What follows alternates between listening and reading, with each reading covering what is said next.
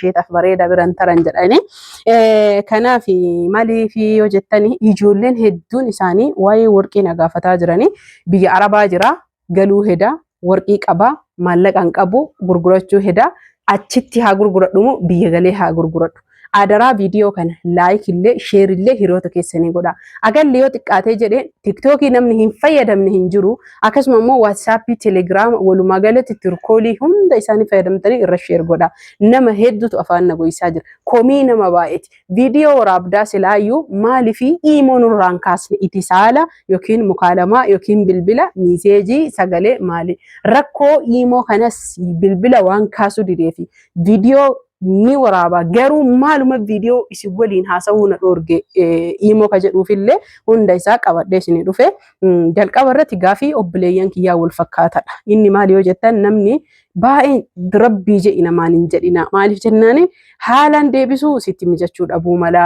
Suuqa dhayxee warqii gaafachuuniif dhabuu sitti mala. Hojiin kiyyaa dhugaa hojii dhimma silaa isin hajamtan isiniif dhiyeessuti. Isinii galaa jiraa miti hojiimmaan kiyyaa mataan isaa wantoota isin barbaachise odeeffannoo haga danda'een naannaa kiyya ka jiru dhaqee ufii kiyyaa ija kiyyaan afaan kiyyaan gaafadhee isinii deebisu waan ta'eef jecha isinillee dirqama narra jiru na gaafattanii haa ta'u malee rabbii jedhii ka jedhu sanii fi dhiifaman of kolcha akkasiin jedhina.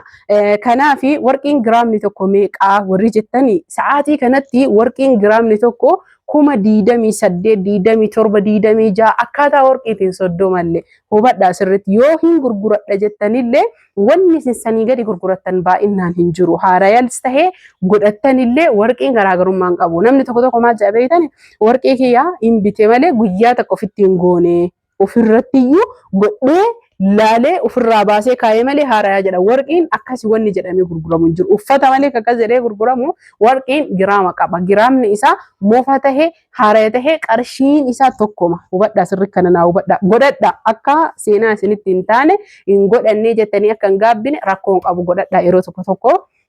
Kana jechuun eessa godha malkiyyan arga jechuun keessa waan hin oolle seenaa akkasinitti hin taaneef jedhaan. Anis seenaa akkasii mudannoo akkasii waan qabuufi kanaaf warri nama amma warqii bitee waggaa 4 harkaa qaba, bitee waggaa 2 harkaa qaba, bitee waggaa 1 biyya Arabaa jira galuuf baatii 2 baatii 3 naafe garuu maallaqa biyya galee fakkeenyaaf ji'a 1f ji'a 2f keessummaa qaba. Achi booda ammoo gurguree maallaqatti hajamoorri jettanii achitti gurguradhee maallaqa kana qabadhee galumu. Biyya galee gurguru wayya warri jettanii warqii keessan ammadhaati morma keessanii godhaa gurra keessanii godhaa galaatii gurguradhaa suuta gaafa aanjaa yookiin ammoo dhimmi sun dhimmi hajamtan sun isinii dhufee jechuudha.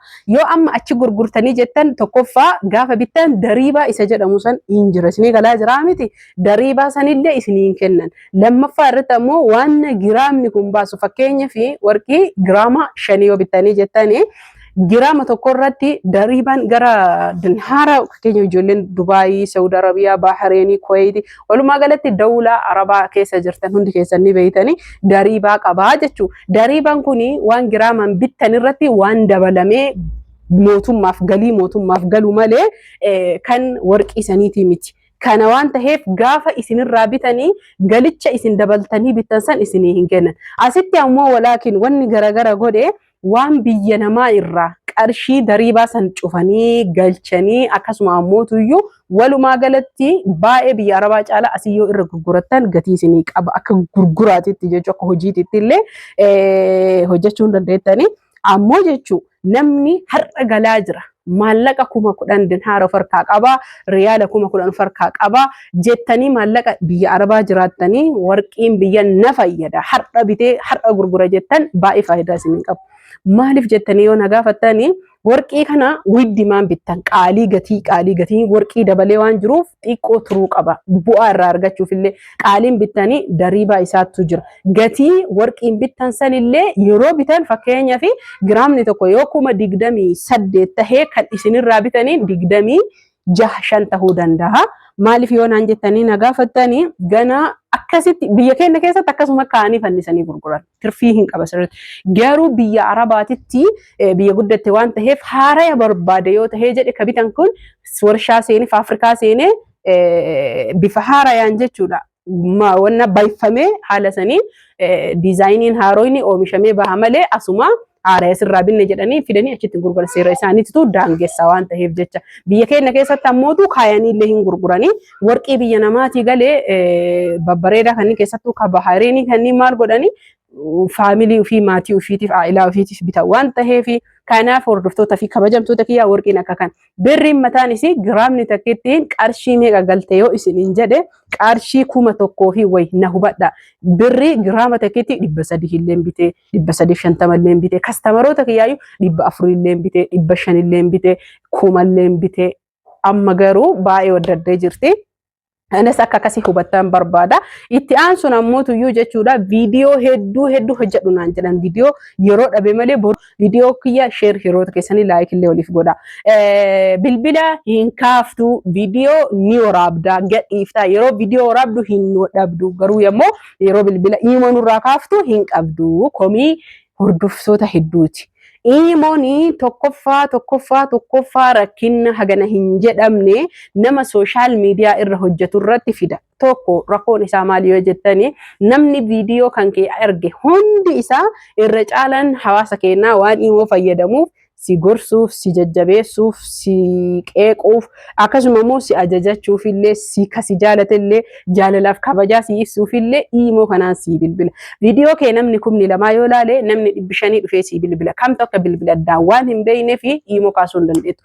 Ati viidiyoo nama 500 keessummeessirraa viidiyoo takkitti hojjettee nama 2,000 yoo viidiyoon kan kee kun gahee irra yaadni kee illee siif hubatama. Fakkeenyaaf viidiyoo daqiiqaa 8, daqiiqaa 9, daqiiqaa 7, daqiiqaa 10 yoo an haasa'e yoo kam guddate kana waan ta'eef daqiiqaa 10 kanatti nam tokkoon haasa'ee yaada walii galuu hin danda'u. Anis jechuun nama hojii hedduu hojjetu waan ta'eef hojii sammuutii, hojii yaadaati, hojii nama hubachiisu waan ta'eef viidiyoo yeroo hojjedhu qabaachus yoo baadhe dirqama godhee viidiyoo hojjedha. Maaliif jennaan namni 5,000, namni 2,000, namni 1,000 si'a takkatti jechuu viidiyoo daqiiqaa 7 haga jidduu 10titti hubataa jechuu yaada ofiisan. Walaakin iimoodhaan ni kaasaa hello naga jirta akkam fayya kana qofaa miti eessa dhalattee ani si beekaa sooshaal miidiyaa irratti argee dhimmicha san dhiisee namni jaalala sii qabuu fi baay'ee jechuudha kabajaa sii qabu sii ibsuuf deema garuu daqiiqaa nam tokkorra daqiiqaa 30 40 10 15 himan danda'amu yaada keessan achi booda wal barnootatu jira aadaa keenya keessatti wal barattanii kaatanii itti seentaa jechuudha aga namni na hifatee ani na beeytanii dhimmaaf na dhuftanii anis ammoo hordoftoota kiyya dhimma yuutuuba kiyyaatiin waan na dhufaniif dhimma na dhuftan waan beekuuf naga rabbi qofa ol gaafannee dhimmicha seenna jedhee haala kanaan haga takka nama keessummeessa ka itti saalaa jechuudha. Kanaaf bilbila ana dubbisuu qabdan tokkoffaa waatisaappii firiidha. Galgalaa fi ganama ni deebisa. Yoo maal tahe malee yoo karaa deemee daataa yookiin niitoorkiin hin dalayne tokko yoo namni du'ee taaziyaa deemee bilbila ol fuudhuu hin dandeenye lama yoo na dhukkubee yookiin dadhabee imalarra oolee gabayaa oolee galgala rafe saadi yoo keessummaan na dhuftee keessummaa saniif bilbila fuudhuu hin dandeenye akkuma baratame biyya keenya keessatti yeroo keessummaan tokko namatti dhufe bilbila qabatteetuma sagaleellee hunda isaa hin dandeettu sinii galee jira nyaata dhiyeessuu jira buna danfisuu jira nama kuffisiiftee waliin teettee adaba waa hedduu naamusa isa jedhamsan argitanii kana hunda jira waan ta'eef rakkoolee kanaan alatti waatisaappii fi teelegiraama wanni deebisuu na daangessaa inuma hin jiru hojii kiyya jireenya kiyya sinii galaa miti bizineesa isa jedhamu sana anaaf sinii galee faayidaa kiyya malee faayidaa keessanii miti bilbila kaasuu dhabuun anatu miidhama isin miidhamtan namni akka anaa sooshaal miidiyaa kanarratti ajaja isinirraa fuudhu